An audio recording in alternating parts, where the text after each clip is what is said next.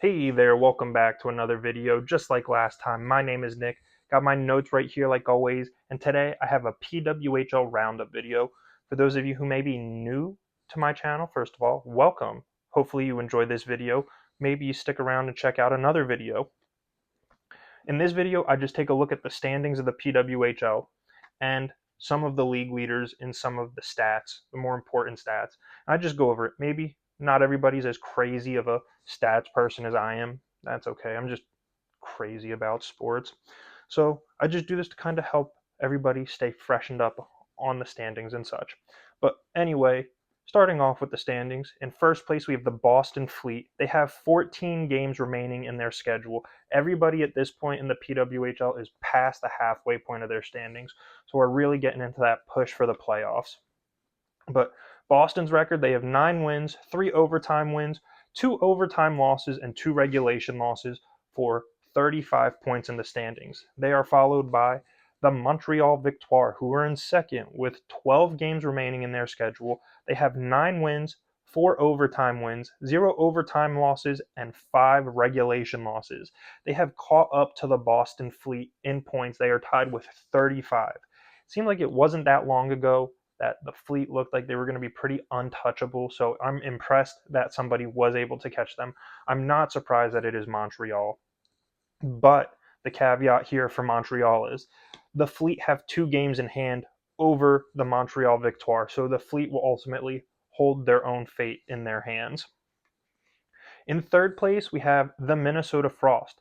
That is the 2-time reigning Walter Cup champions, Minnesota Frost. They have 13 games remaining in their schedule. They have a record of 7 regulation wins, 3 overtime wins, 3 overtime losses, and 4 regulation losses for 30 points in the standings. And in fourth, in that last playoff spot, as of right now, the New York Sirens. They have 11 games left in their season. They have 8 regulation wins, 0 overtime wins, 3 overtime losses, and 8 regulation losses for 27 points. In fifth place, just outside the playoff picture, looking in, we have the Ottawa Charge. They also have 11 games left in their season. They have 5 regulation wins, 5 overtime wins, 1 overtime loss, and 8 regulation losses for 26 points in the standings. I believe New York jumped them I know they jumped over them. I don't remember if it was just they swapped 4 and 5 in the standings when New York beat them in their last game. But that was a pretty good game if you didn't catch that. In sixth, we have the Toronto Scepters. They have 10 games left in their season. They have the fewest amount of games left on their schedule for the rest of the season. They have 6 wins, 1 overtime win, 5 overtime losses, and 8 regulation losses for 25 points. So right there, 4, 5, and 6, all 3 of them are separated by 1 point. So really, any of them could end up in that 4th spot unless one of them really just falls off. In 7th, we have expansion team Vancouver Golden Eyes. They have 13 games left in their season. They have 5 wins, 1 overtime win, 2 overtime losses, and 9 regulation losses for 19 points in the standings. And coming in at 8th place in the bottom of the barrel for this league, unfortunately, it is another expansion team, the Seattle Torrent. They have 14 games remaining, just like the Boston Fleet. They have 4 regulation wins, 1 overtime win, 2 overtime losses, and 9 regulation losses for 16 points in the standings. So I think it's pretty safe to say, I haven't checked today. I don't know if the Torrent are mathematically eliminated, but I think it's safe to say they are not making the playoffs. They are 11 points behind the Ottawa Charge. Nope, the New York Sirens, excuse me. They are 11 points behind the New York Sirens right now, and they would pretty much have to win out the rest of their games and hope that the teams above them lose. So I think it's safe to say the Torrent will not be making the playoffs. I'm sorry, Seattle fans.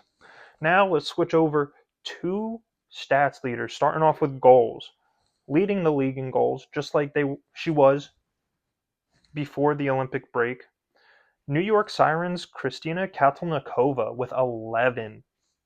She is followed by Ottawa Charges' Rebecca Leslie, who has 10, and she is tied for second place with Minnesota Frost's Kendall Coyne Schofield, also with 10.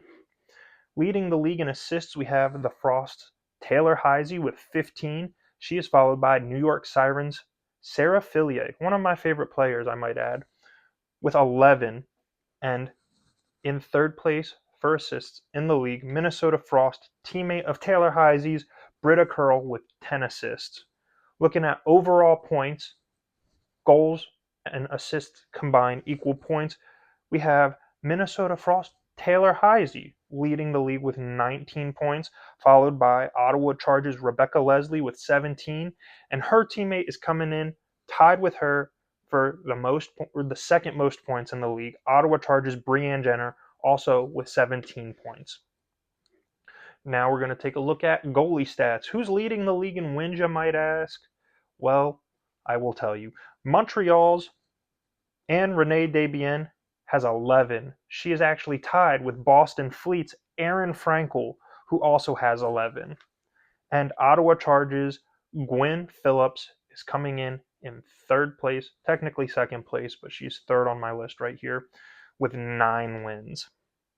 Goals against average, and Renee Desbiens of the Montreal Victoire is leading in that category also. She has a 1.06 goals against average, followed by Boston's Aaron Frankel, who has a 1.30 goals against average, and Nicole Hensley of the Minnesota Frost is in third for goals against average with a 1.85.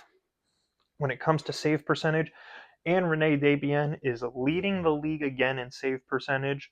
She has a .958, followed by Boston's Aaron Frankel with a .948, and Nicole Hensley of the Minnesota Frost has a .937.